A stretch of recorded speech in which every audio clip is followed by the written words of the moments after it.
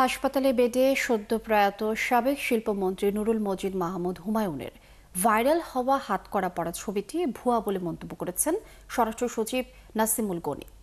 বুধবার কেশবপুর ত্রিপল্লী সার্বজনীন দুর্গা মণ্ডপ পরিদর্শন করে তিনি এসব কথা বলেন।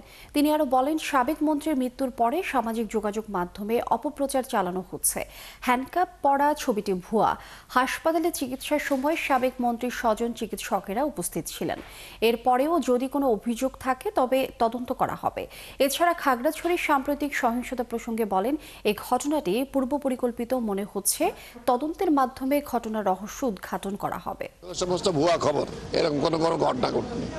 উনি ওনার আত্মীয় স্বজন সহ হাসপাতালে আইসিইউতে ইন্তেকাল করেছেন। নানান মানবাধিকার সংস্থাগুলো বিবৃতি দিয়েছে, বিবৃতি দিতে পারে, এটা বিবৃতি দিতে পারেন, কিন্তু ইনকোয়ারি করলে আসল করলে সকল খবর জানা যাবে।